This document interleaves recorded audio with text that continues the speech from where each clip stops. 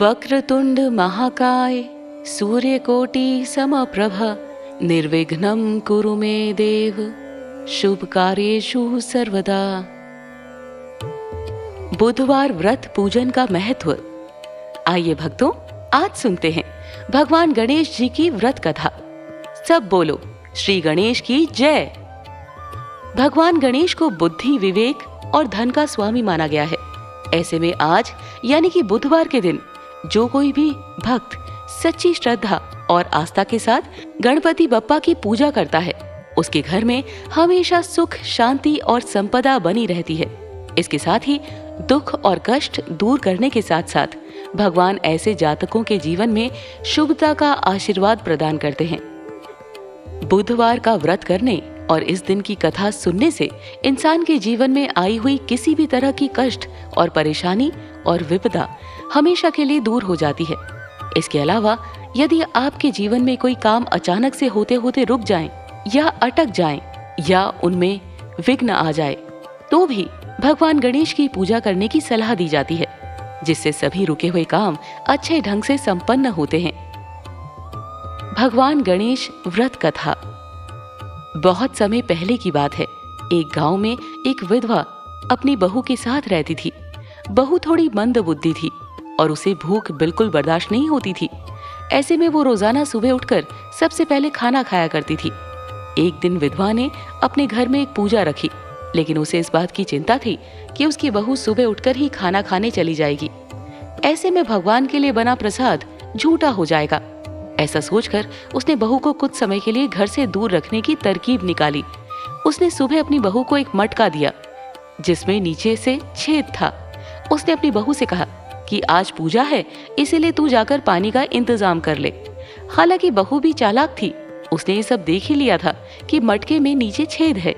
ऐसे में उसने घर से बना हुआ आटा चुपके से निकाल लिया और मटकी में पानी भरने चली गई। कुएं के पास पहुंचकर उसने आटे से रोटियां बनाई और पास ही में चल रही आग पर अपनी रोटियां सेक ली। इसके बाद उसे नजदीक ही गणेश भगवान का मंदिर नजर आया, जहां पर किसी ने भगवान गणेश के समक्ष घी रखा था। बहू ने उस घी को अपनी रोटी पर लगा लिया और खा गई।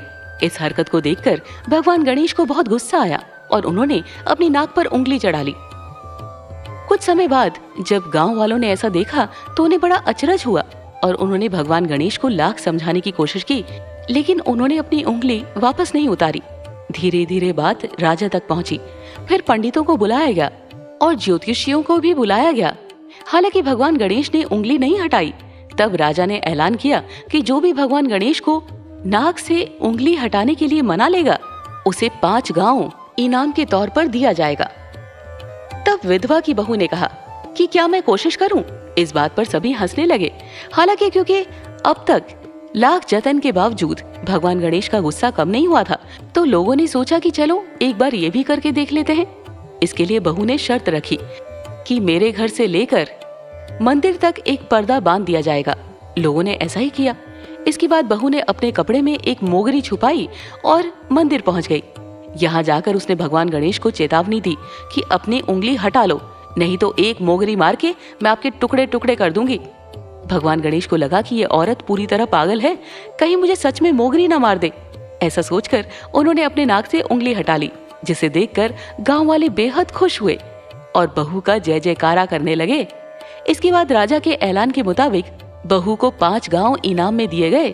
बताया जाता है कि तब से ही बुधवार का व्रत करने वाले लोग इस कथा को सुनते हैं और दूसरों को सुनाते हैं और भगवान गणेश से यही वरदान मांगते हैं कि जैसे उन्होंने बहू की बात मानी, वैसे ही हमारी बात मानकर हमारी मनोकामना की पूर्ति करे। सब बोलो श्री गणेश की जय, माता लक्ष्मी की जय।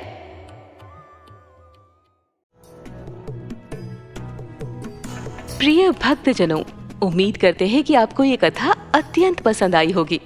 अगर आपको हमारी कथा पसंद है तो सब्सक्राइब करना ना भूलें, लाइक, कमेंट और शेयर अवश्य करें। अगर कोई त्रुटि हो उसे क्षमा कीजिएगा और हमें कमेंट में जरूर बताइए। आप पर और पूरे परिवार पर भगवान की कृपा सदैव बनी रहे। धन्यवाद। जय श्री कृष्णा।